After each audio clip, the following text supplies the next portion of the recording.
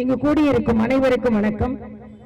மரியாதைக்குரிய மாநில தலைவர் அண்ணன் நயினார் நாகேந்திரன் அவர்களுக்கும், நமது பொறுப்பாளர் மரியாதைக்குரிய அரவிந்த் மேனன் அவர்களுக்கும் மற்றும் அண்ணன் சரத்குமார் போன்ற அத்தனை தலைவர்களுக்கும், எல்லாவற்றிற்கும் மேலாக இந்திய தாயின் பிள்ளைகள் தீவிரவாத தாக்குதல் நடத்தினால், பிள்ளைகள் மீது தீவிர தாக்குதல் நடத்தினால் நாங்கள் பொறுக்க மாட்டோம் என்று இங்கே கூடியிருக்கும் உங்கள் ஒவ்வொருவரின் மனதை திறந்து பார்த்தால், மரியாதைக்குரிய பாரத பிரதமர் சொன்னாரே, இந்த பாரத தேசம் வேரடி மண்ணோடும் தீவிரவாதத்தை நீக்கும் என்பது மட்டுமல்ல, இந்த நாட்டில் மட்டுமல்ல, இந்த உலகத்தில் தீவிரவாதத்திற்கு எந்த விதத்திலும் நாங்கள் அடிபணிவோம் என்று நினைப்பதில் கூட பாவம் என்பதை மரியாதைக்குரிய பாரத பிரதமர் நரேந்திர மோடி அவர்கள் சொன்னார்களே, அந்த முகத்தை இங்கே உள்ள ஒவ்வொருவரின் முகத்திலும் நான் பார்க்கிறேன், ஒவ்வொருவரின் மனதிலும் நான் பார்க்கிறேன்.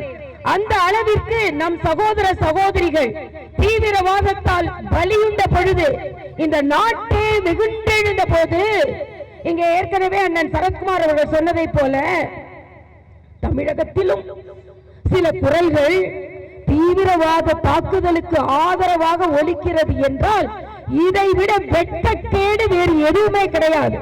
வெற்றி தலைகுனிய வேண்டும். அவர்களுக்கு நாட்டுப்பற்றில்லை, ஓட்டுப்பற்று மட்டும்தான் இருக்கிறது.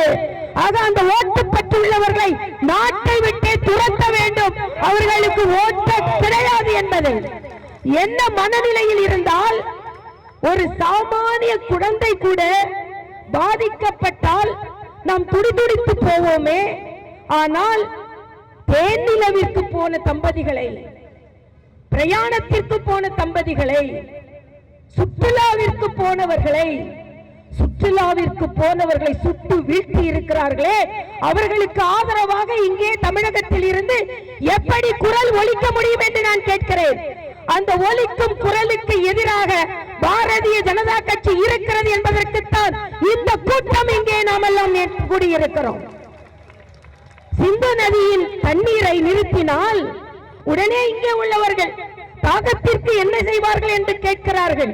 அங்கே உள்ள பாகிஸ்தானை சார்ந்த ஒரு அதிபர் சொல்கிறார், அங்கே சிந்து நதியில் ரத்தம் ஓடும் என்று சொல்கிறார். நம் பாரத தேசம் என்ன சொன்னது என்றால், தண்ணீரும் ரத்தமும் ஒரு சேர ஓட முடியாது என்பதை தெளிவாக சொல்கிறேன் என்று சொன்னது.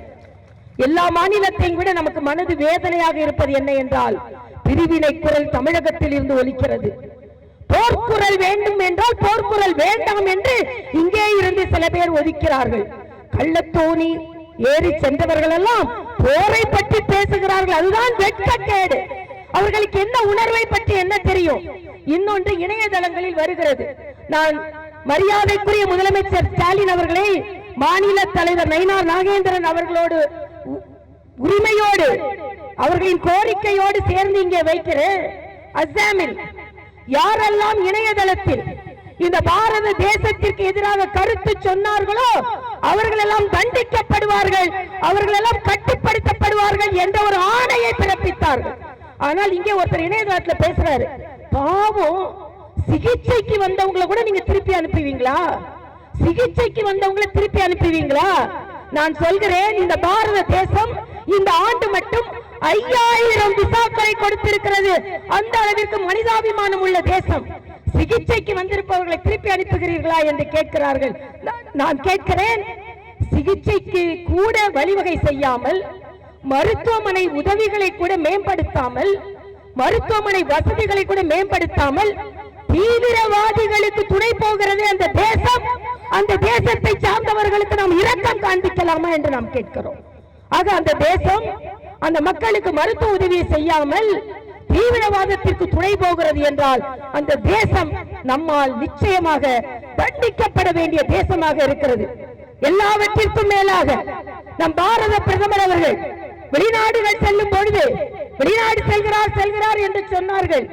உலகத்தில் எந்த பாரத பிரதமருக்கும் கிடைக்காத ஆதரவு 30 நாடுகள் ஒரு சேர இந்த பாரத தேசம் இந்த தீவிரவாதத்திற்கு என்ன நடவடிக்கை எடுத்தாலும் உடன் இருப்போம் என்று இன்னைக்கு புட்டின் பேசி இருக்கிறார்.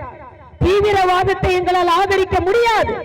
பாரத தேசம் என்ன நடவடிக்கை எடுத்தாலும் அதற்கு நாம் துணை புரிவோம் என்று. ஆனால் இந்த காங்கிரஸை சார்ந்த உத்தரப்பிரதேசத்தில் இருந்து ஒரு தலைவர் ரஃபேல் விமானத்தை வைத்து விளையாட்டு காண்பித்துக் கொண்டிருக்கிறார்.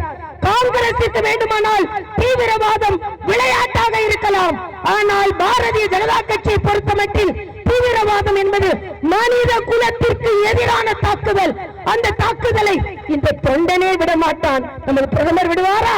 விடமாட்டார். நிச்சயமாக பாகிஸ்தானுக்கு அடி கொடுப்போம். எல்லாவற்றிற்கும் மேலாக அண்ணன் ஸ்டாலின் அவர்கள் விஸ்வகர்மானா கேட்க மாட்டார், யூபிஏனா கேட்க மாட்டார். இப்போது பாகிஸ்தானிகளை வெளியேற்றுங்கள் என்றாலும் கேட்காமல் இருந்தால் அதன் பின்விளைவுகளை நீங்கள் சந்திப்பீர்கள்.